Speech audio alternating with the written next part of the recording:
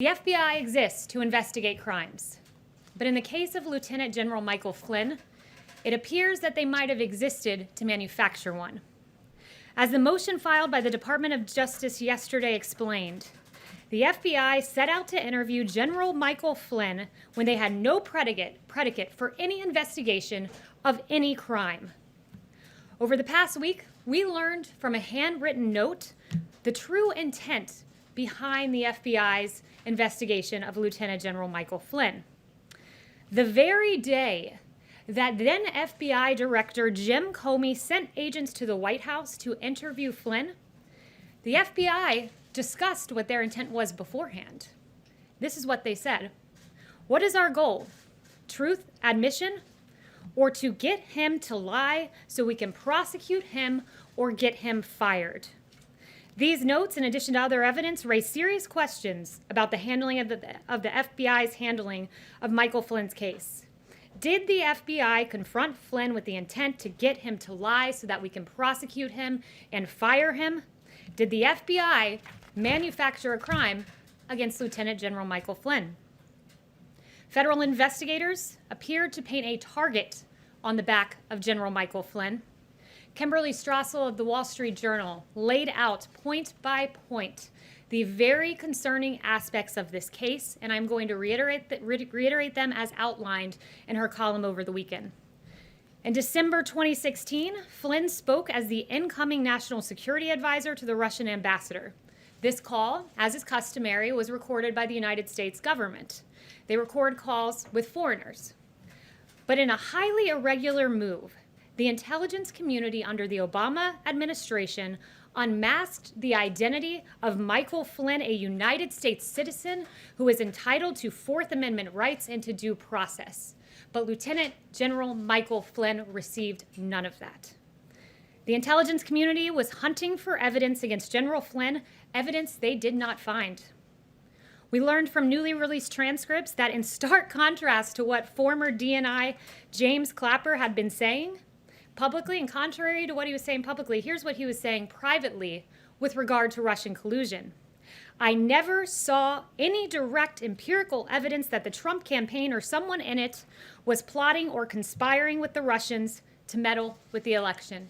Sounds awfully different from what he had just said 10 days prior in a public capacity. Having found no evidence of Russian collusion, the FBI came up with a new absurd theory that Flynn might have violated the Logan Act, a statute from 1799 that in its 200 years of existence had never been used to convict an American citizen, but it was resurrected in the case of Lieutenant General Michael Flynn. Michael Flynn didn't violate the Logan Act. Even the FBI did not think that General Flynn's telephone call provided the predicate for a criminal investigation. In fact, in January of 2017, an internal FBI document concluded that Flynn was, quote, no longer a valid, viable candidate for investigation. Disgraced FBI agent and noted Trump hater Peter Strzok disagreed, texting this: hey, if you haven't closed that Flynn case yet, don't do so yet, end quote. So the Flynn case remained active. This was a good thing for Peter Strzok, but it was a bad thing for justice. It was a bad thing for the rule of law. According to yesterday's motion to dismiss the case against Lieutenant General Michael Flynn, it said this: Mr. Strzok immediately relayed the, quote, serendipitously good news to Lisa Page, special counsel at the FBI, remarking, quote, our utter incompetence actually helps us. That's right, their utter incompetence to close the case against Lieutenant General Michael Flynn was something to be serendipitously celebrated. The scheme to manufacture a case against Michael Flynn continued. After President Trump entered office, the FBI's partisan pursuit of General Flynn proceeded under Jim Comey's FBI. Despite possessing a transcript of Flynn's entire conversation, the FBI decided it was somehow necessary to go ask General Flynn what happened on the call, despite having a transcript in their possession. The only motive would have been to, quote, get him to lie. They advised him he didn't need a lawyer present. Imagine that, you're an American citizen. You don't need a lawyer, we're just coming in to have a chat. They didn't inform their superiors at the Department of Justice about their intent to interview Flynn, despite their own attorney at the FBI saying, if we usually tell the White House, then I think we need to do what we normally do. But they ignored the advice of FBI counsel, and they went in to interrogate Michael Flynn. Acting Attorney General Sally Yates, no fan of President Trump, said she was flabbergasted, she was dumbfounded by the decision to not inform DOJ officials who, quote, hit the roof. This is all outlined in a legal document that you can find.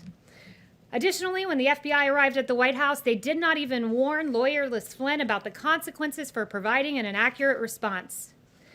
The interrogation of Michael Flynn was not an inquiry. Make no mistake, it was a trap. Even more troubling was the fact that after the interrogation of Flynn, former Deputy Director of the FBI, Andy McCabe, concluded that he, quote, didn't think Flynn was lying. But the case against Flynn continued. We were pleased to learn yesterday that the Justice Department moved to drop the case against General Michael Flynn. Though it took several years, it is encouraging to see that justice finally prevailed. As we move forward as a country, it's important to take these revelations very seriously in order for Americans to have faith in our justice system. If the top leadership of the FBI can target a 3-star general who served this country for 3 decades, make no mistake, they can target you. It's hard to believe that this happened in the United States of America. General Michael Flynn's life was forever changed. He had to sell his home. He faced financial ruin. His family was even threatened with prosecution. But despite all of that, here's what Michael Flynn put out yesterday in his first reaction to the motion to dismiss. If we can play the video, let's go ahead and play it.